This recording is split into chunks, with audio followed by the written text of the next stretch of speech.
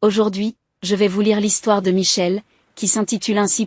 Ma famille m'a exclu de la fête de Noël à la demande de ma sœur, tu n'es pas la bienvenue ici, passe Noël seul. J'ai donc changé les serrures et jeté ses affaires et celles de son mari hors de mon appartement pendant qu'il dégustait le repas de Noël.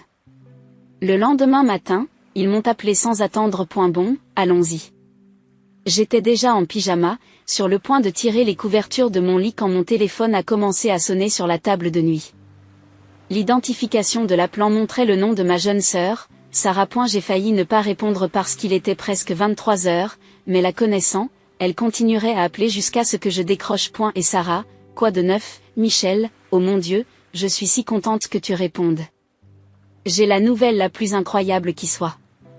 Sa voix vibrait pratiquement d'excitation dans le haut d'H-parleur. Je me suis assise sur le bord de mon lit. Me sentant déjà fatiguée. Sarah, il est vraiment tard et j'ai du travail demain, on peut en parler? Non, non, non, il faut que tu entendes ça tout de suite. Cela va tout changer pour toute notre famille.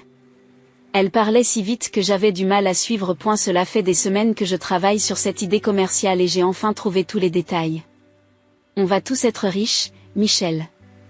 Vraiment très riche. Je me suis frotté les tempes. À 34 ans, j'avais appris à être sceptique lorsque quelqu'un commençait à parler de projets d'enrichissement rapide, en particulier les membres de ma famille. Sarah, calme-toi, de quoi parles-tu exactement? D'accord, tu sais que tout le monde se plaint toujours de la cherté des produits de nos jours? Eh bien, j'ai trouvé un moyen de résoudre ce problème tout en gagnant des tonnes d'argent, c'est génial. Je l'entendais faire les 100 pas dans son appartement, le mien en fait.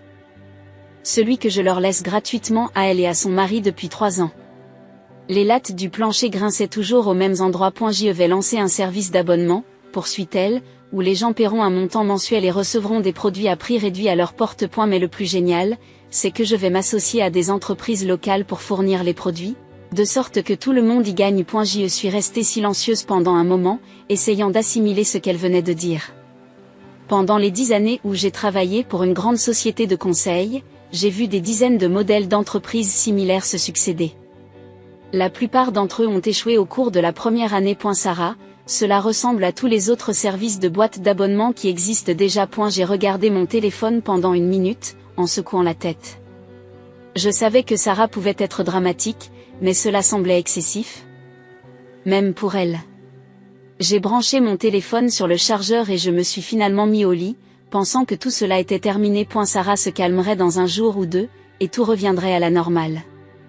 Elle me remerciera probablement plus tard de l'avoir sortie d'une mauvaise décision professionnelle. Le lendemain matin, je me suis réveillée en pleine forme. J'avais pris une tasse de café et je consultais mes courriels quand mon téléphone a sonné. Le nom de ma mère s'est affiché sur l'écran, ce qui était inhabituel puisqu'elle appelait rarement avant midi. Bonjour maman, quoi de neuf? Michel et Johnson, il faut que je vous parle tout de suite. Sa voix avait le ton sévère qu'elle utilisait quand j'avais des problèmes quand j'étais enfant. Mon estomac a lâché. Qu'est-ce qui ne va pas? Ce qui ne va pas, c'est que votre sœur m'a appelé hier soir en pleurant parce que vous avez refusé de l'aider pour une petite requête qu'elle a faite. Une petite demande? J'ai failli recracher mon café. Maman, elle m'a demandé $100 000. Ce n'est pas vraiment de la petite monnaie, 100 000 $, ce n'est rien pour quelqu'un dans votre situation. Vous avez 2 propriétés et un bon travail. Sarah essaie juste de s'améliorer et de subvenir aux besoins de sa famille. Je n'arrivais pas à croire ce que j'entendais. Maman, sais-tu au moins quelle est son idée d'entreprise? Il s'agit d'un service de boîte d'abonnement sur un marché sursaturé. Le taux d'échec de ces entreprises est énorme. Je ne ferai que jeter de l'argent par les fenêtres. Et alors, si ça échoue, la voix de maman s'est faite plus tranchante. Au moins, Sarah acquérait une expérience précieuse en tant qu'entrepreneur. Cela ne vaut-il pas la peine de soutenir ta sœur? J'ai dû m'asseoir. Es-tu sérieusement en train de suggérer que je devrais lui donner $100 000 juste pour qu'elle apprenne en échouant? Je suggère que tu soutiennes ta famille au lieu d'être égoïste avec ton argent. Égoïste? Je commençais à m'énerver. Maman, je travaille 60 heures par semaine pour gagner cet argent. Je ne le trouve pas dans la rue. Et si Sarah veut une expérience entrepreneuriale, pourquoi n'utilise-t-elle pas son propre argent? Et le vôtre est celui de papa? Il y a eu une longue pause. Tu sais quel est ton problème, Michel? Tu ne comprends pas ce que signifie la famille. Les membres d'une famille sont censés s'entraider, pas se trouver des excuses. J'étais tellement choquée que je n'ai même pas pu répondre pendant un moment. J'avais laissé Sarah et son mari vivre gratuitement dans mon appartement pendant 3 ans. J'avais aidé mes parents financièrement chaque fois qu'ils en avaient eu besoin. J'ai payé le mariage de Sarah, j'ai emmené tout le monde en vacances, j'ai couvert les frais médicaux. Et maintenant, on me traite d'égoïste parce que je ne veux pas jeter 100 000 $ dans les toilettes. Maman, j'aide cette famille depuis des années. Si Sarah veut créer une entreprise, elle doit d'abord faire ses devoirs. Elle a besoin d'un vrai plan d'affaires, d'une étude de marché, de projection financière. Elle ne doit pas simplement me donner de l'argent et me faire confiance. Je n'arrive pas à croire à quel point tu es devenue froide, Michel. Ton père et moi t'avons élevé mieux que ça. Vous m'avez appris à travailler dur et à être responsable avec l'argent. C'est exactement ce que je fais. C'est ce que nous verrons. La voix de maman est devenue glaciale. Peut-être qu'un jour tu comprendras ce que tu as perdu en tournant le dos à ta famille. Et elle a raccroché, comme Sarah l'avait fait la veille. Je suis restée assise à regarder mon téléphone, avec l'impression d'être entrée dans une sorte d'univers alternatif. Au cours des semaines suivantes, je m'attendais à ce que Sarah m'appelle pour s'excuser, mais mon téléphone restait silencieux. C'était bizarre parce que Sarah m'appelait habituellement au moins 2 fois par semaine. Là, plus rien. Les semaines se sont transformées en mois. Je me suis installée dans une routine sans les drames familiaux habituels. Le travail se passait bien et j'appréciais le calme et la tranquillité. Mais lorsque l'automne s'est transformé en hiver, j'ai commencé à penser à Noël. J'ai commencé à faire les courses tôt, achetant des cadeaux coûteux pour tout le monde, une écharpe en cachemire pour maman, un bon whisky pour papa, des gadgets de cuisine pour Sarah et Tom. J'achetais toujours des cadeaux bien pensés, même si je recevais généralement quelque chose de bon marché en échange. 3 mois s'étaient écoulés depuis l'incident du coup de téléphone, et je pensais que tout le monde se serait calmé d'ici Noël. Chez nous, les disputes familiales ne duraient jamais jusqu'à la fin des vacances. Puis, exactement une semaine avant Noël, maman a rappelé. Michel, il faut que je te dise quelque chose à propos de Noël. Oh, bien, je me demandais à quelle heure tu voulais que je vienne. J'ai préparé tous les cadeaux. Justement, tu n'es pas invité cette année. J'ai eu l'impression que quelqu'un m'avait donné un coup de poing dans l'estomac. Comment ça, je ne suis pas invitée? Sarah ne veut pas que tu viennes, elle dit qu'elle ne supporte pas de te regarder après ce que tu lui as fait. Elle a exigé que nous ne t'invitions pas, et ton père et moi avons accepté. Tu te moques de moi? Vous choisissez Sarah plutôt que moi? Nous ne choisissons personne, c'est toi qui as choisi de blesser ta sœur alors qu'elle avait besoin de ton soutien. C'est juste la conséquence de tes actes. Quand tu passeras Noël seul, peut-être que tu comprendras enfin ce que signifie la famille. La ligne s'est éteinte. Je suis restée assise, en état de choc. À regarder mon téléphone. Ils allaient vraiment m'exclure de Noël parce que je ne voulais pas financer l'échec garanti de l'entreprise de Sarah. J'ai immédiatement commencé à appeler Sarah. Je suis tombée directement sur la boîte vocale. J'ai laissé 3 messages, mais elle n'a jamais rappelé. Finalement, j'ai décidé de me rendre à l'appartement où elle et Tom vivaient. J'avais besoin de lui parler face à face et de comprendre ce qui se passait. J'ai frappé à la porte. Sarah, c'est moi, il faut qu'on parle. Va-t'en, Michel, je ne veux pas te voir. Sarah, s'il te plaît, ouvre la porte, on va régler ça. Il n'y a rien à régler. Tu as fait ton choix en refusant de m'aider. Je ne te considère plus comme ma sœur. Je n'arrivais pas à croire ce que j'entendais. Sarah, tu es ridicule, ouvre la porte. Non, laisse-moi tranquille et ne reviens pas. Je suis restée là encore 10 minutes, frappant et suppliant, mais elle n'a pas bougé. Finalement, j'ai abandonné et je suis rentrée chez moi, la tête pleine d'incrédulité et de colère. À mon arrivée, je me suis servi un grand verre de vin et je me suis assis dans mon salon, essayant de digérer ce qui venait de se passer. Les cadeaux de Noël coûteux que j'avais achetés étaient emballés sous le sapin et se moquaient de moi. Une écharpe en cachemire pour la mère qui venait de me priver de Noël. Des gadgets de cuisine pour la sœur qui ne voulait même pas ouvrir la porte pour me parler. J'ai pensé à toutes les années pendant lesquelles j'ai soutenu cette famille. 3 ans que je laissais Sarah et Tom vivre sans loyer dans mon appartement qui valait au moins $2000 par mois de loyer, peut-être plus. Cela faisait déjà plus de $70 000 que je leur avais donné. Rien qu'en logement gratuit. Et puis il y a eu toutes les autres choses au fil des ans. J'avais payé tout le mariage de Sarah parce qu'elle et Tom étaient fauchés. J'ai emmené toute la famille en vacances à Hawaï il y a 2 ans. J'ai pris en charge les frais médicaux de maman lorsqu'elle a dû subir des soins dentaires coûteux. J'avais aidé papa lorsque sa voiture était tombée en panne et qu'il n'avait pas les moyens de la réparer. C'est ainsi qu'ils m'ont remercié. En se liguant contre moi et en m'excluant de la famille parce que je ne voulais pas permettre à Sarah de réaliser son dernier projet d'enrichissement. Plus j'y pensais, plus j'étais en colère. Je n'étais plus seulement blessée, j'étais furieuse. Comment osaient-ils me traiter ainsi après tout ce que j'avais fait pour eux? Comment Sarah osait-elle agir comme si elle était la victime alors qu'elle vivait de ma générosité depuis des années? J'ai fini mon vin et j'ai pris une décision. S'ils voulaient m'exclure de la famille, d'accord. Mais je n'allais pas continuer à être leur distributeur de billets personnels alors qu'ils me traitaient comme une ordure. Le lendemain matin, je me suis rendue au centre commercial et j'ai rapporté tous les cadeaux de Noël que j'avais achetés. Les employés du magasin m'ont regardé bizarrement alors que je traînais sac après sac des cadeaux coûteux jusqu'au comptoir de retour, mais je m'en moquais. J'ai récupéré près de $800, de l'argent que je préfère garder plutôt que de le gaspiller pour des gens qui n'ont manifestement pas apprécié ce que j'ai fait pour eux. Puis j'ai commencé à planifier. J'avais une idée en tête, mais je devais attendre le jour de Noël pour la mettre en œuvre. Je voulais m'assurer que Sarah et Tom avaient définitivement quitté l'appartement lorsque je ferais mon déménagement. Les jours qui suivirent passèrent comme une traînée de poudre. J'y gardais mon téléphone en mode silencieux parce que je ne voulais pas risquer de répondre si l'un d'entre eux appelait. De toute façon, ils ne l'ont pas fait. Pas même un SMS pour me demander comment j'allais ou si j'avais changé d'avis sur le financement de l'entreprise stupide de Sarah. Enfin, la veille de Noël est arrivée. Je l'ai passé tranquillement à la maison, en commandant des plats chinois à emporter et en regardant Netflix. C'était bizarre de ne pas avoir à courir partout pour préparer à la dernière minute un grand dîner de famille, mais c'était aussi un peu paisible. Pas de stress, pas de drame, pas besoin de faire semblant que tout va bien alors que les gens me traitent comme de la merde. Le matin de Noël, j'ai dormi jusqu'à 10 heures.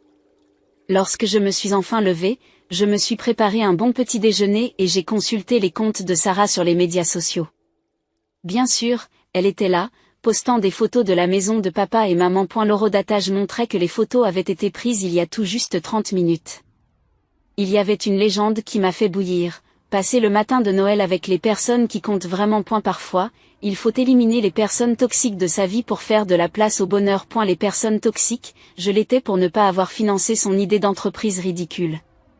L'audace même de cette idée m'a coupé le souffle. Mais son message a également confirmé ce que je devais savoir. Tom et elle étaient bel et bien chez mes parents, et prévoyaient probablement d'y rester une bonne partie de la journée. Ce qui signifiait que mon appartement était vide. J'ai pris mes clés et j'y suis allée. J'avais toujours mon double de clés, bien sûr, puisque c'était ma propriété. Je suis entrée et j'ai regardé le désordre qu'ils avaient mis dans mon bel appartement. Il y avait de la vaisselle sale empilée dans l'évier, des vêtements éparpillés partout et la moquette semblait ne pas avoir été aspirée depuis des mois.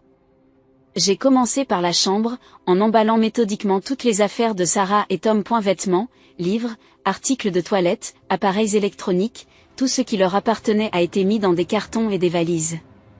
Il m'a fallu près de 2 heures pour tout emballer.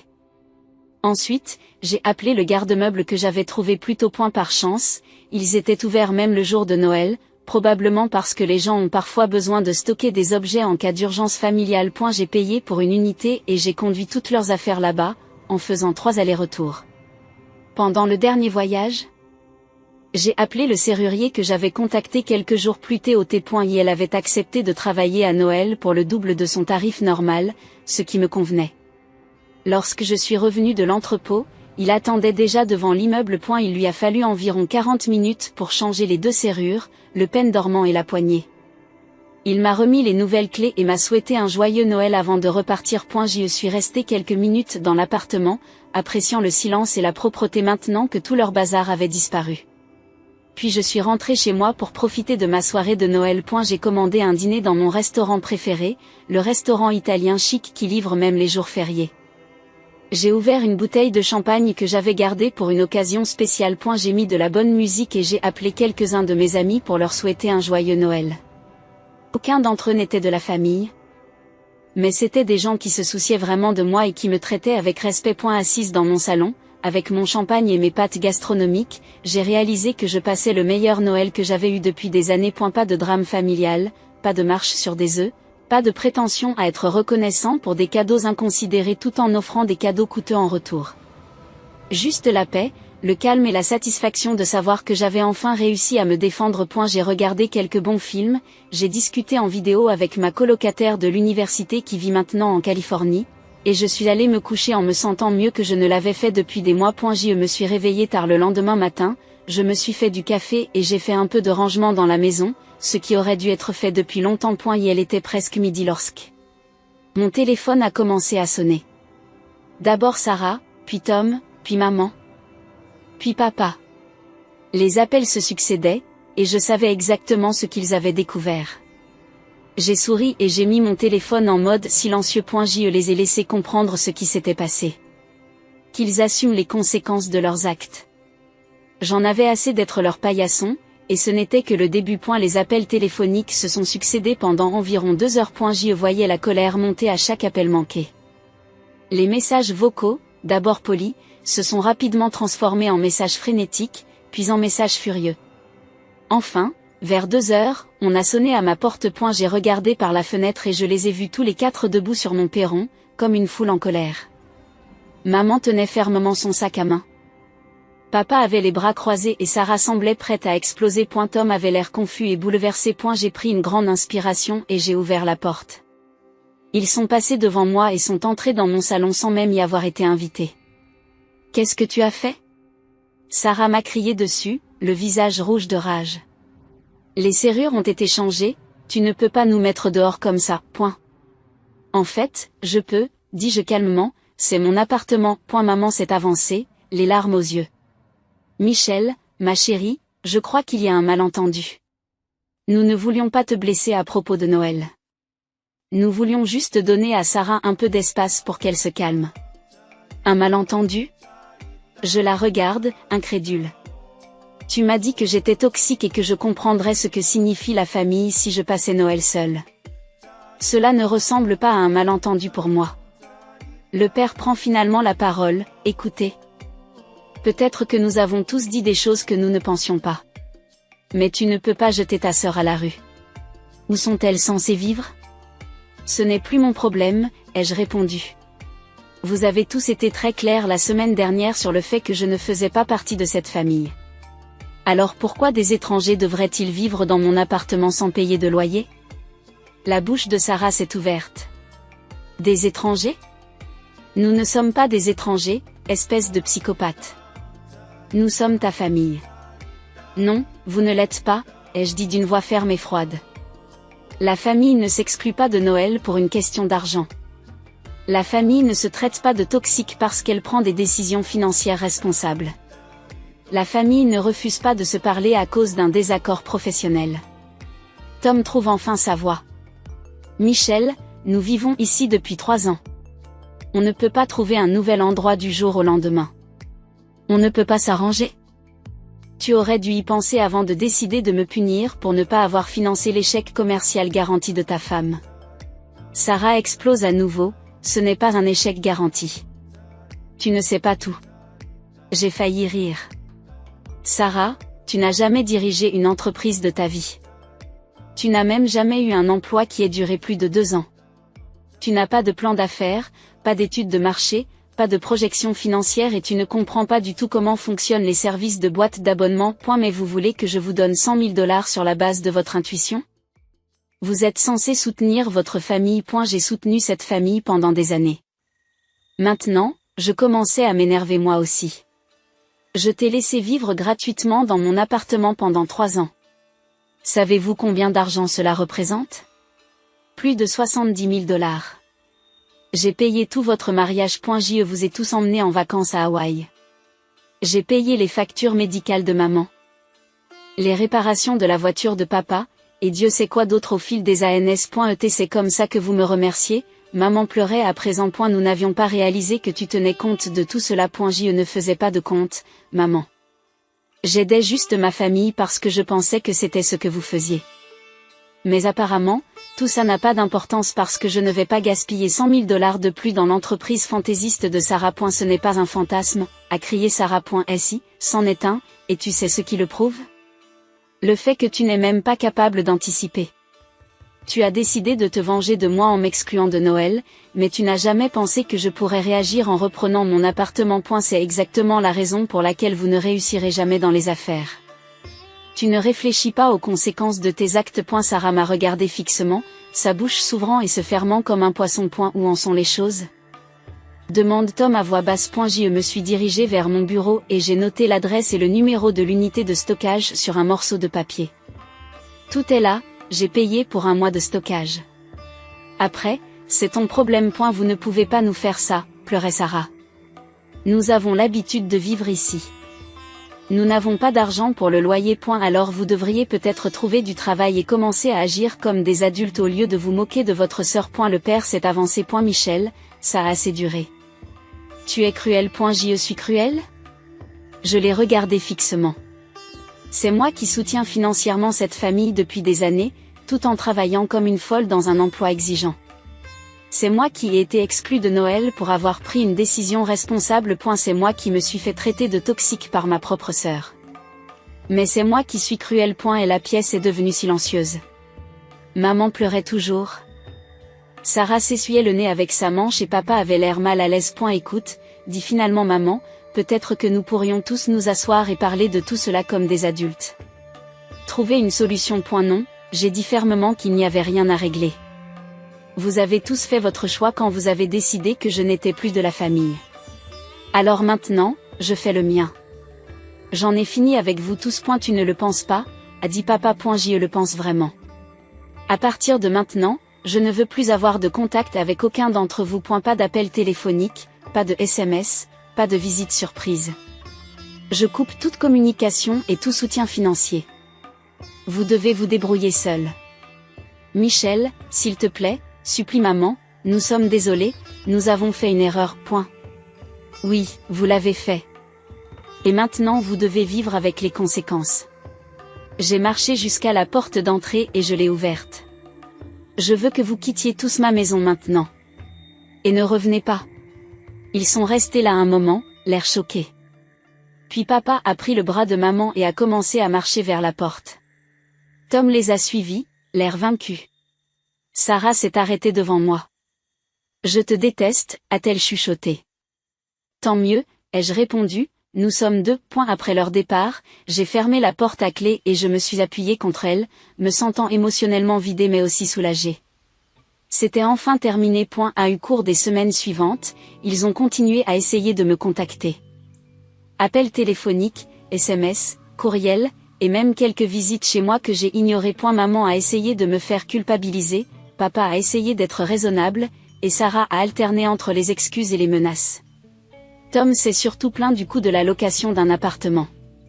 Finalement, ils ont abandonné. Par l'intermédiaire de parents communs, j'ai appris que Sarah et Tom avaient trouvé un petit appartement à l'autre bout de la ville et qu'ils avaient du mal à payer le loyer. Maman et papa parlaient apparemment à qui voulait l'entendre de mon égoïsme et de mon manque de cœur, mais ils avaient commodément omis la partie où ils m'avaient exclu de Noël à cause d'un prêt professionnel. Quant à moi, j'ai loué mon appartement à un jeune couple sympathique qui paie son loyer à temps et prend bien soin de l'endroit. Je gagne bien ma vie grâce aux revenus locatifs et, pour la première fois depuis des années, ma vie est paisible et sans drame. Et ma famille me manque-t-elle? Parfois, mais je me souviens alors de la façon dont ils m'ont traité, et ce sentiment disparaît. Peut-être qu'un jour nous nous réconcilierons, mais ce n'est pas pour demain. La blessure qu'ils m'ont infligée est trop profonde et je ne suis pas encore prête à leur pardonner. Pour l'instant. Je suis parfaitement heureuse de vivre ma vie sans leurs exigences et leurs drames constants. Certaines personnes pourraient appeler cela de l'égoïsme, mais j'appelle cela de l'autopréservation.